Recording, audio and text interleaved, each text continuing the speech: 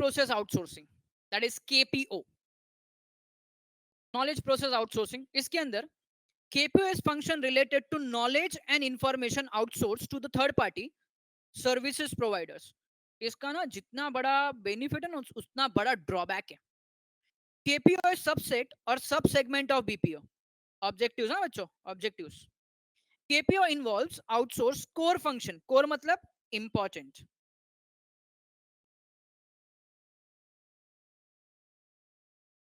KPO includes more knowledge based and specialized work.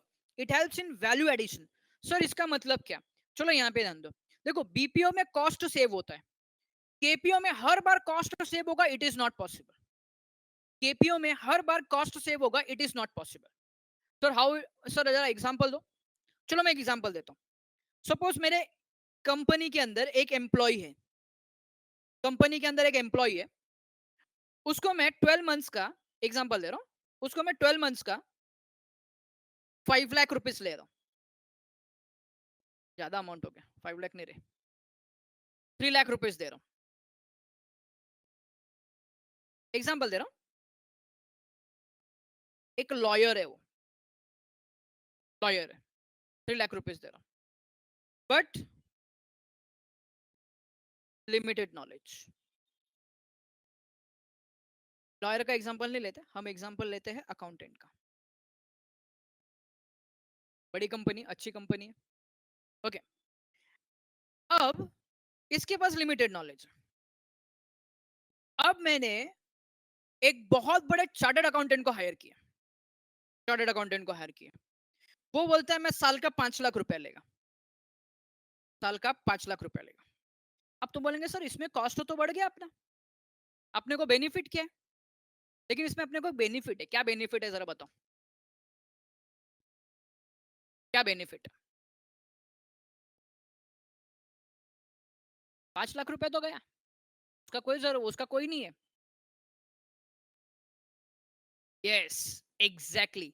Specialise knowledge है, proper work होगा, कोई rectification का जरूरत नहीं, कोई डिफरेंस नहीं. यस, ये बेनिफिट है. मतलब अपने को वो देखने की जरूरत ही नहीं है, अकाउंटिंग डिपार्टमेंट देखने की जरूरत नहीं, पूरा का पूरा वो सीए हैंडल कर रहा है हमारा. अकाउंटिंग डिपार्टमेंट देखने की जरूरत ही नहीं है. मतलब अपना वो जो अकाउंटिंग डिपार्टमेंट एक कम हो रहा था, या अकाउंटिंग डिपार्टमेंट की एफिशिएंसी कम हो रही थी ना, वो स्ट्रांग हो गई, ना वो स्ट्रांग हो गई. तो ऑलवेज यहाँ पे कॉस्ट सेविंग होगा, it is not possible, but it is a value addition. क्या ये वैल्यू एडिशन है? यस, एग्जैक्टली, नॉलेज प्रॉपर होगा. चलो अब इसके भी कुछ एडवांटेजेस एंड डिसएडवांटेजेस है. पहला, cost reduction. Sometimes cost reduction है, मैंने तुमको बोला आउटसोर्सिंग है, कॉस्ट रिडक्शन के चांसेस है. Okay, because clients get professional service. Because अभी यहाँ पे प्रोफेशनल आ गए, डिग्री होल्डर सब आ गए. Professional service at low cost.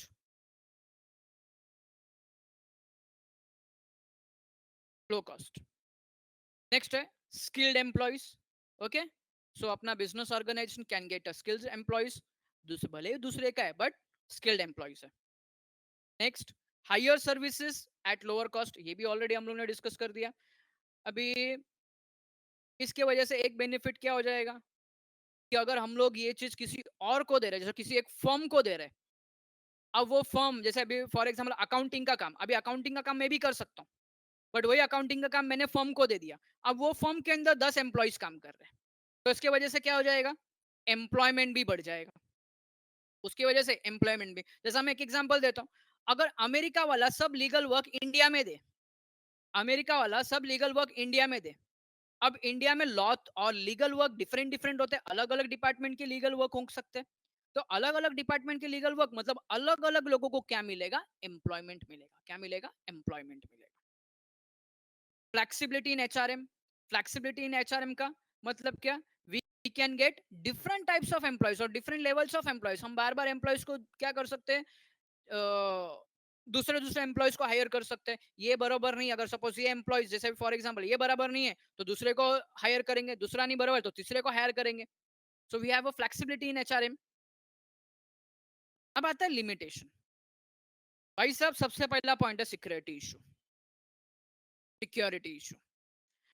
अभी अगर मैं अकाउंटिंग की बात कर रहा हूं, तो अब एक सिंपल सी बात है, मेरे बिजनेस के जितने एसेट्स है, मेरे बिजनेस के जितने लायबिलिटीज है, मेरे बिजनेस की जितने कॉन्फिडेंशियल डिटेल्स है, सब डिटेल्स आउटसाइडर को मालूम पड़ेगा। एम आई राइट?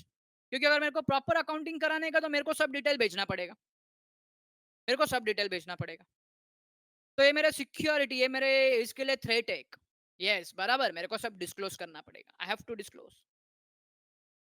ओके, तो ऑर्गेनाइजेशन का सिक्योरिटी जो इशू है, वो एक क्वेश्चन मार्क के बड़ा सा।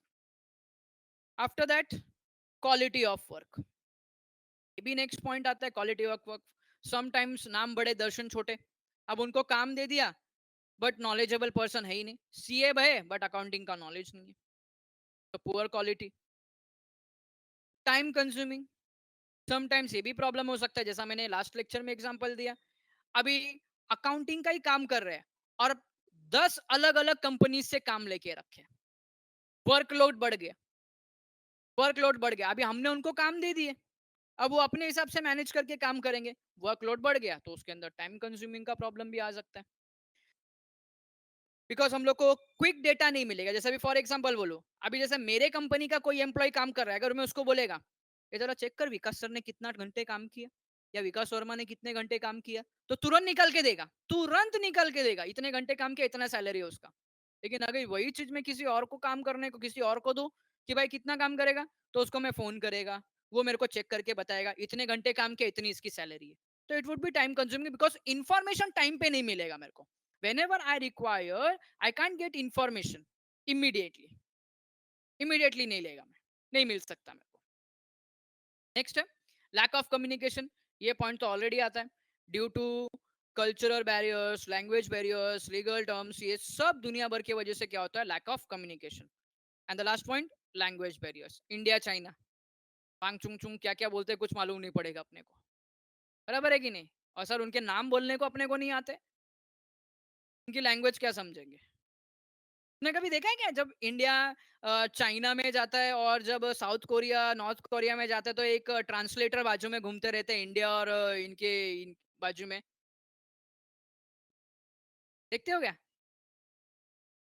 सब घूमते रहते, क्यों?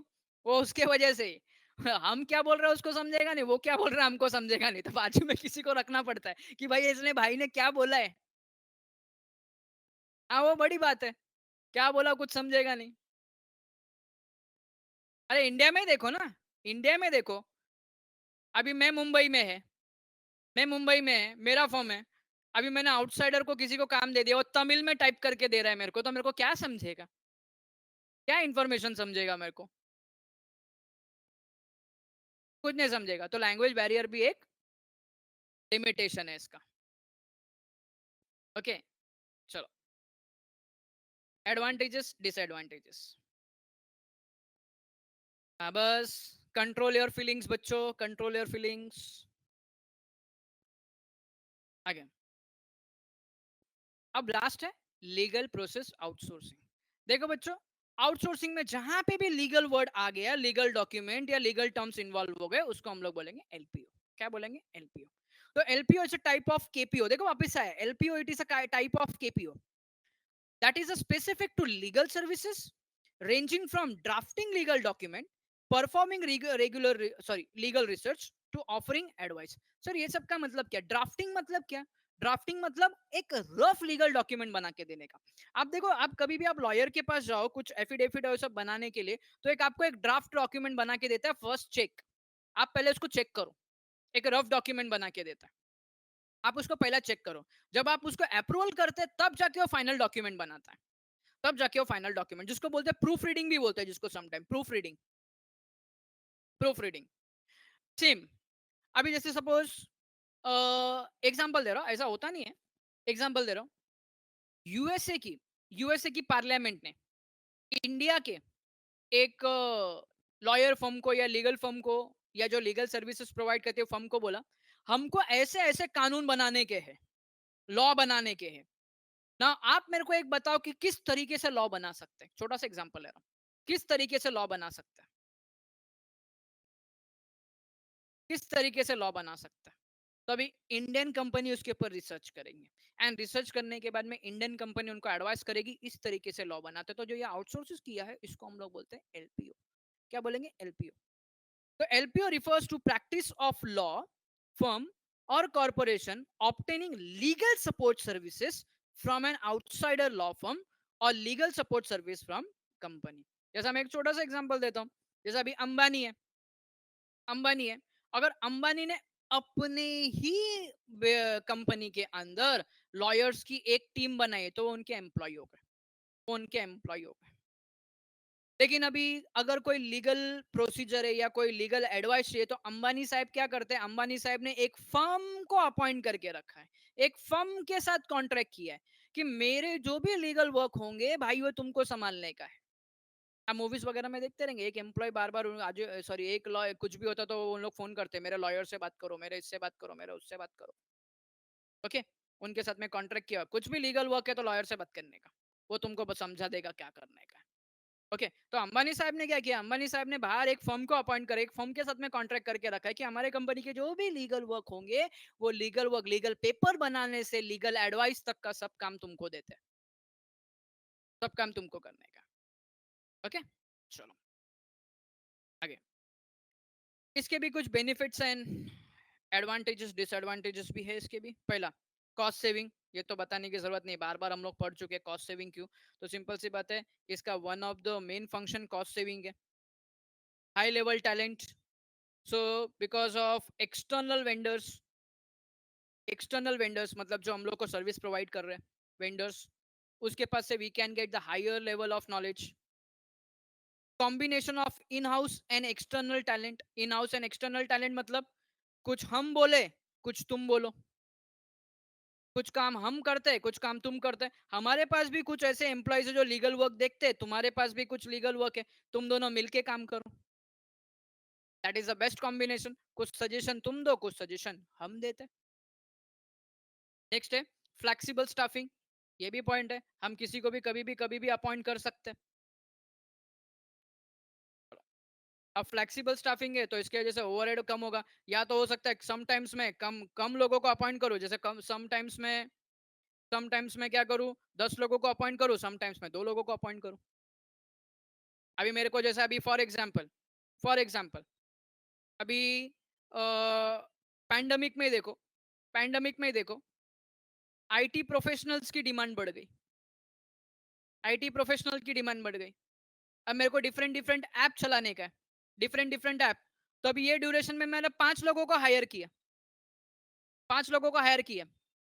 आज से 3 साल के बाद में, आज से 3 साल के बाद में मेरे को अभी आईटी की इतनी जरूरत नहीं है। तो पढ़ाई क्या के लिए 5 के मेहनत तो सब करते हैं, लेकिन स्मार्ट स्टडी कौन करता है? प्री एग्जाम ऐप के साथ बनाइए अपनी तैयारी super smart. Pre exam app देता है वाइड रेंज के एग्जाम्स की तैयारी, जैसे JEE, NEET, CAT, CA foundation, CSEET, banking, railway, SSC, MBA entrance, SYJC, com, TYB com और भी बहुत कुछ। Chapter wise tests and mock tests, detailed performance analysis, और अब तैयारी होगी एकदम परफेक्ट। कहीं भी कभी भी पढ़ाई करें। और एक विशाल क्वेश्चन बैंक आपकी तैयारी को बनाए आसान। इंस्टेंट इवैल्यूएशन से तुरंत जानिए अपनी परफॉर्मेंस और पाएं पर्सनलाइज्ड फीडबैक। तो अब देरी किस बात की? प्री एग्जाम ऐप डाउनलोड करें और अपने नाम से रजिस्टर्ड करें और एक विशाल क्वेश्चन बैंक बिल्कुल फ्री और अपनी सफलता की कहानी लिखें। लिंक डिस्क्रिप्शन में है। प्री एग्जाम ऐप स्मार्ट की इतनी तैयारी का जरूरत नहीं साथ। है। तो क्या 5 के 5 लोगों को हायर करके रखेगा मैं? बोलेगा बस हो गया बाबा, अभी 5 में से तुम गए, अभी चल भाई 2 लोग को ही हायर करता हूँ। तो क्या हो गया? अब 5 की जगह 2 हो गई, मेरा ओवरहेड्स कम हो गए, मेरा ओवरहेड्स कम हो गए। तो ये फ्लेक्सिबिलिटी है। मर्जी किया तो 10 लोगों को अपॉइंट किया, मर्जी किया तो 9 लोग को निकाल दिया, बोले चल तू एक अकेला काम कर अभी। लिमिटेशन डिसएडवांटेजेस, पहला पॉइंट है document need to be shared. ओहो, वेरी इंपॉर्टेंट है। यूएसए वाले इंडिया में भेज रहे अगर बनाने के लिए, तो यूएसए का जो भी सीक्रेट सीक्रेट लीगल पॉइंट है सब हमको मालूम पड़ेगा। बोलेंगे ज्यादा नाटक नहीं करने का, सब डिटेल हमारे पास है, समझ जाना, फिर ज्यादा नाटक किया तो सबको डिस्क्लोज कर देंगे। यस, जब तक उनको हम बताएंगे नहीं तब तक कहाँ से मालूम पड़ेगा क्या लॉ रिसर्च करने का, क्या कानून बनाने का है। चलो आगे। Problem of in depth knowledge. ये भी एक सबसे बड़ा प्रॉब्लम है इन डेप्थ नॉलेज का। क्या है सर? अभी इंडिया का लॉ है, बचपन से इंडिया का लॉ पढ़ते आ रहे हम लोग। अब अमेरिका का लॉ है, अब अमेरिका का लीगल वर्क फ्रेम करने का है, तो ये भी पॉसिबल हो सकता है इंडिया वाले को इतना इन डेप्थ नॉलेज नहीं हो अमेरिका के लॉ का। ये भी एक प्रॉब्लम हो सकता है। इंडिया वाले अगर अमेरिका वाले को बनाने दे रहे कानून, लीगल वर्क फाइनल का लीगल वर्क इनको दे रहे, हैंड ओवर कर रहे, तो उनके साथ भी वही प्रॉब्लम होगा। इंडिया का नॉलेज, इंडिया के लॉ का इन डेप्थ नॉलेज नहीं होगा। आगे, कल्चरल एंड लैंग्वेज बैरियर्स, ये भी बेचारा, ये भी प्रॉब्लम हो सकता है। Yes, very good, relevant law हमको मालूम नहीं है। कल्चरल और लैंग्वेज बैरियर्स अभी थोड़ी देर पहले डिस्कस किया, चाइना इंडिया। कल्चरल के हिसाब से बोला तो एथिक्स भी हो सकते हैं, हमारे एथिक्स अलग है, उनके एथिक्स अलग है, communication problem etcetera etcetera. Lack of communication, ये तो डिस्कशन ऑलरेडी हम लोग का हो गया, lack of communication because of language barriers, time zone difference etcetera etcetera. Last है जियोग्राफिकल हर्डल्स। जियोग्राफिकल हर्डल्स, अभी जियोग्राफिकल हर्डल्स जैसे उसके अंदर टाइम जोन भी आ सकता है। फिर उसके बाद में अगर सपोज फॉर एग्जांपल मैंने एग्जांपल दे दिया कि जैसे अभी अफगानिस्तान में लफड़ा चालू है, बराबर है, अफगानिस्तान में बहुत बड़ा लफड़ा चालू है तालिबान के आने से। अब अगर अफगानिस्तान के कुछ लोगों ने इंडिया को कॉन्ट्रैक्ट दिया हुआ है, इंडिया को कॉन्ट्रैक्ट दिया, तो अब अगर आप देखो ऑब्जर्व करो तो अभी अफगानिस्तान और इंडिया के जो रिलेशंस थे उतने रिलेशंस अभी स्मूथ नहीं जितने पहले थे। तो इट मे बी पॉसिबल ये जो कॉन्ट्रैक्ट किया वो कॉन्ट्रैक्ट के अंदर प्रॉब्लम आ सकती है, कम्युनिकेशन का प्रॉब्लम भी हो सकता है, टाइम जोन का प्रॉब्लम है, बाकी सब भी प्रॉब्लम हो सकते हैं। तो जियोग्राफिकल हर्डल्स, ओके। एलपीओ के अंदर इंडिया पाकिस्तान तो हो नहीं सकता, गलती से नहीं हो सकता, हम तो नहीं देंगे, उल्टा बोलेंगे ला तू काम दे, तेरे सब डिटेल हम निकालते, कहाँ कहाँ पे क्या क्या छुपा के रखा है। हम भी चालाक ना, हम बोलेंगे हाँ ला तू दे रहा है ना, काम दे रहा है ना, दे दे काम दे, मेरे को काम दे, हमको तो चाहिए वैसे भी सब डिटेल तुम्हारे पास से, तुम्हारे डिटेल लेके तुमको ठोकेंगे हम लोग उधर पे। तो ये जियोग्राफिकल हर्डल्स, ओके। चलो, जस्ट एग्जांपल लिया बेटा। हाँ वो बात सही है, जस्ट एग्जांपल लिया, आप इसको किसी कंट्री के या किसी बोलते हैं ना पॉलिटिकल पार्टी से इसको लिंक मत करना, नहीं तो आप ऐसा लिंक करके बोलेंगे सर ने लेक्चर में ऐसा ऐसा ऐसा ऐसा बोला करके, मैं न्यूट्रल है। चलो आगे, ओके बच्चों, तो यहाँ पे ये कंप्लीट होता है। अब हम लोग आगे जाते हैं केस स्टडी के लिए। केस स्टडी के लिए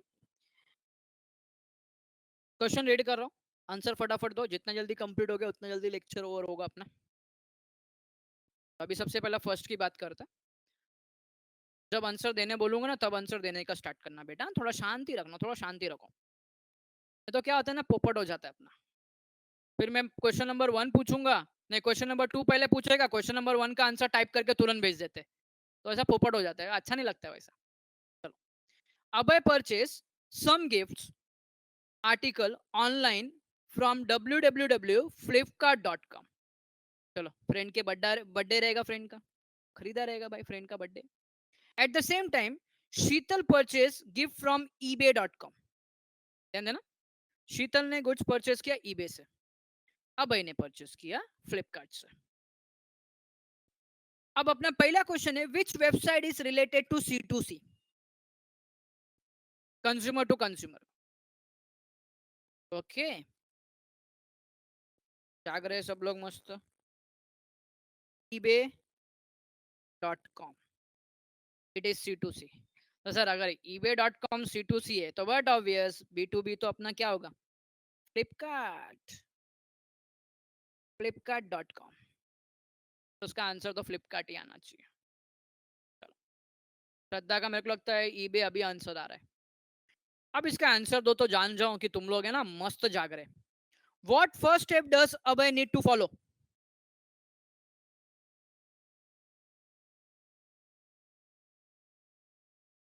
थर्ड का आंसर क्या बात है, रजिस्ट्रेशन। अच्छा, मैं अगर क्वेश्चन पूछूं लास्ट स्टेप तो क्या आएगा, अगर मैं लास्ट स्टेप पूछूं तो क्या आएगा, पेमेंट। क्या बात है, पेमेंट। अमित बेटा लॉगिन करने के पहले रजिस्ट्रेशन करना पड़ता है। अमित भाऊ, अमित शेठ। चलो आगे बढ़ते हैं। नेक्स्ट, सात्विक purchase watches from Titan shop and his friend Shambhavi, ध्यान से सुन लो ना। सात्विक purchases watch from Titan shop and his friend Sambhavi purchased watch from online shopping site. Which shopping is from traditional business? क्या बात है?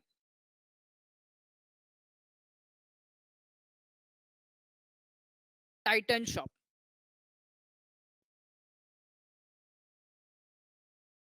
तो sir but obvious e business तो अपना ये होगा ना, online shopping, online shopping site. Okay. Which business involve high risk? High risk किसमें? हाई रिस्क किसमें? यस सर, ऑनलाइन में। सर ऑनलाइन में क्यों है? तो बेटा हैकर्स, हैकर्स हैकर्स बैठे अपने डिटेल्स हैक करने के लिए। बीच बीच में बताएंगे नहीं, पेगासस भी आ गया था। ऑनलाइन बिजनेस, ई बिजनेस, वेरी गुड, क्या बात है, आई लाइक इट। फिलिशा ने बोला ई बिजनेस। चलो, बीच में पेगासस भी आ गया था, पता है ना। चलो, डोंट वरी, हम आम इंसान को वो टारगेट नहीं करता है ना, ये अच्छी बात है। चलो next, third one, mister Ved made his payment by cheque.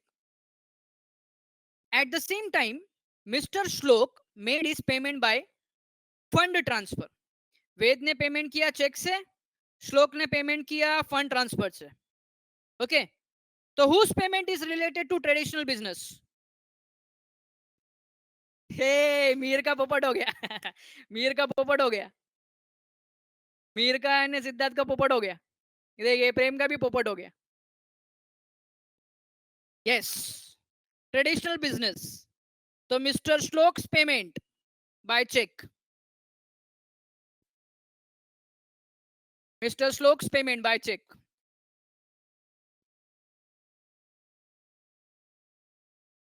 Okay, mister Shlok's payment by cheque. Sorry sorry sorry sorry sorry sorry sorry sorry sorry sorry, इधर मैंने भी गलती की तुम लोग का देख के। मिस्टर वेद, मिस्टर वेद, और इधर सब लाइन से श्लोक श्लोक श्लोक श्लोक श्लोक लिख रहे हैं।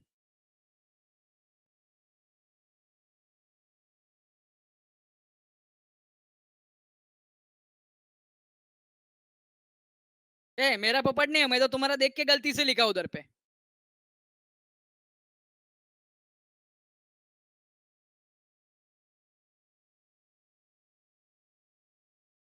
मैं बोला ना तुम्हारा पोपट होएगा एग्जाम में, ऐसे होगा।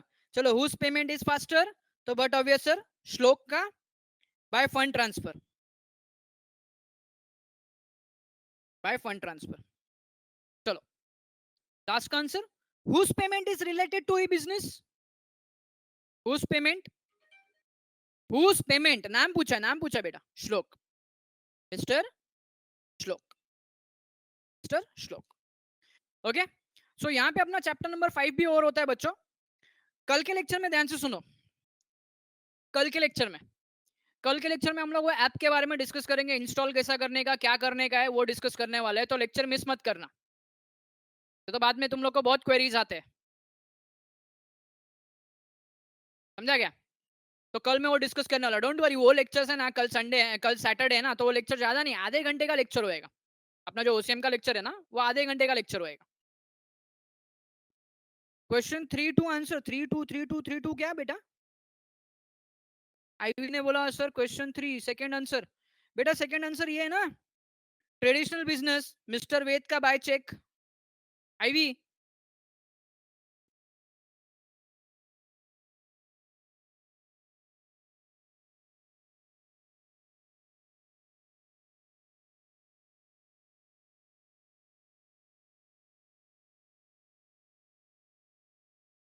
ओके बेटा। और यहाँ पे मैंने आईवी सेकंड वाला पहले पूछा था, फर्स्ट वाला बाद में पूछा, समझा क्या? ओके, ये देखो आर्या भगा रही है भाई सर करके। वो ऐसा है ना कि अभी इसके आगे सर क्या बोलने वाले, वो तुमको पहले से याद है, सर ने बोल दिया ओके बोल दिया, खत्म करने का मतलब अभी सर बाय बोलने वाले। क्या वाह! क्या बात है। मतलब तुम लोग को पता है आगे क्या बोलने वाला हूँ मैं। बैड करके रखा है। ओके बच्चों चलो bye bye take care. Finally बोल रहा हूँ बाय बाय टेक केयर। मिलते हैं अभी कल के लेक्चर में।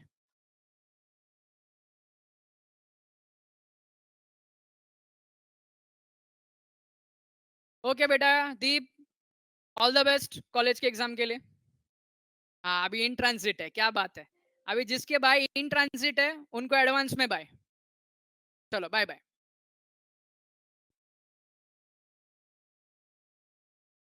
ओके बेटा चलो बाय बाय। मिलते हैं अभी